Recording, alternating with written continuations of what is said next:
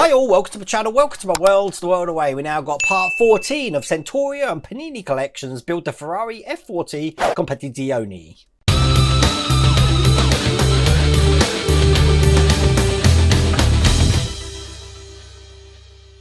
Okay, we've got a few more Gearbox components in here, but there's a slight difference between what we've done before. Let me just show you what we're basically doing here. We've got all of these parts here, which obviously are going to increase the transmission. So at the end of it, we've got this full section here. But it is worth noticing that this bit in yellow here, they've put on, but I'm guessing they've gave us the wrong part. As a matter of fact, let's open this up and have a look at the part that they've actually gave us to see what the problem is, because they're saying don't use that part, replacement's coming out. So this is the part they're talking about, and it looks just like that. We're not to use this until we get the replacement part. Now, but in this pack, they've already sent me the replacement part, so I can actually fit this at the end. And what I'm interested in is to see what exactly is the difference between these two parts. So before we do the build, I thought it'd be quite fun to have a look and see what the difference is. It looks like that they completely missed one of the sides out. Oh god, trying to get this out is going to be fun. There we go. It looks like they've completely missed out the actual mounting bracket here. So as you can see, this is just that. This is the actual part here. So it's exactly the same part, but yeah, it was just missing. Actually, the thing's going a different way as well. Ah, this piece is completely wrong. That's probably why they've changed it. So you want to make sure you've got the corrected piece when we do this section. That was interesting. I really do put my hats out. If there is an error with a build, that the actual publishers and the distributors come through and actually sort that out. And I didn't have to wait for this. As I said, this does actually just say it's a corrected piece for that model. But this should be interesting. Without further ado, let's get cracking. Now, it is funny that the first bit we're going to need is the gearbox housing looking like this. This is part 2, but they refer to it in the instructions as letters, so they're calling it part C, so it doesn't make sense. You just need to know what the piece actually looks like. This is going to be going on the end here, and it's going to match the shape that we've got just in the end, just like that. So when this goes on, it's going to fit on like that, and we're going to need to secure this with screws on the inside here, and these are 2 of the T-type screws. They actually come in this packet here, which is labelled T. So let's get them out. And then once again, we have to just screw this in through the top here. But to be honest with you, A, they're going into plastic, so they're quite easy to put in. And this time, we don't have to put them in at an angle. So that's the first one in. It actually sits upright on its own, which is pretty convenient. Means I'm not battling putting the screws in at different angles and warping the threads. But make sure that's in all the way. And there we go. And once again, I just checked to make sure there's no wobble in there at all. That's perfect. Now we've got the end to put on, which looks just like this. They refer to this as part D, but again, when they do the inventory, it's in numbers, which is crazy. But you just follow the shape that we've got of the surround there. So that's going to go on just like that. Once again, 2 T screws just into the top there.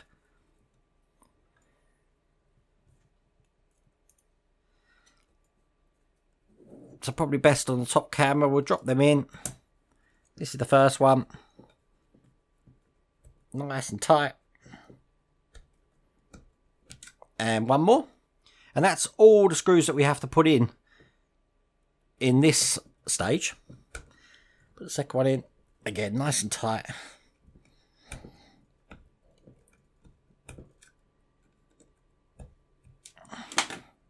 And there we go. Certainly coming bigger and bigger as we do it, but that's what that's looking like at the moment. Then we're going to need the transmission mounts, which come in their own bag here, so we'll get them open. And we've got a left transmission mount and a right transmission mount. I'm just looking around to see if there are any labels to indicate what's left and what's right. Doesn't look like there are, but to be honest with you, looking at it, these pieces, no, they're not the same. One of them's actually got a little detail on top, just like that. The other one doesn't have that detail. But looking at the pictures, I do think that's just a moulding error on mine. Not quite sure. But it doesn't really matter what way round they go in, as long as when we do push them in, the line of the engine here follows over to the mount here. So that one's gone in perfect. We just push the other one in here as well. It doesn't ask us to glue these in again. They do hold themselves in quite nicely, to be honest with you. But if you want to glue it, I guess, well, I can't see any reason why not. I'm just going to push this one in as well. And there we go. That's the second mount in place, looking just like that from both sides. And then the last section we have to put in is just this piece here, which I said was a replacement for the one that we had. But it is worth noticing they did have that base on this, separate for the original piece here. So I'm just going to get that out and just show you that again. So the piece that was missing there is on the end there. That matches this piece, as you can see, just down there, which means that the difference between these then, once these on, these rods are going in all sorts of different directions to the replacement piece that they've got here. Now this is going to be going just over the top here. It can only go in one way. It's going to fit in just like this, which I've just pushed in. It's only a push-in thing. And again, I suppose you could glue that into place, but it's gone in really stiff, so you're not going to be able to get that out. But that is all there is to do in this stage. Quite interesting that was. I do think there must have been a moulding error, or they mirrored the actual rods in the mould. Something happened in the actual design stage of that. But it does look good, doesn't it? And look, just to give you an idea of how big it is, look, I'm holding it up against my face. Big old engine. And now we've spent, what we're on 14 episodes at the moment. We've done obviously the bumper at the moment. We've got the seats done at the moment there. The engine's taken up most of this build so far at the moment. And it is pretty much all metal, apart from the forward section of the gearbox housing here. But yeah, I like this build. I really do. I've got another 2 issues of this to do. I've still got another Bismarck to do and another X-Wing to do. And I've still got a video waiting on the system for the Victory up there. So they'll be coming this week. Just so you know that I've had my family finally from March the 8th. I haven't seen them this weekend, which is why there was no video out yesterday. There's going to be no live stream tonight either, just so you know. The next live stream is going to be Thursday. Other than that, there will be a video out every day at the moment. It's just because I get to spend a little bit of extra time with my family and my kids, which you can see is always going to bring a smile to my face. And then on Wednesday, they'll go back to their mums, which means that Thursday's live stream is going to be cool. But listen, thank you for watching. If you liked that video, please remember to give me a thumbs up. And if you haven't subscribed already, please remember to subscribe. Other than that, take care.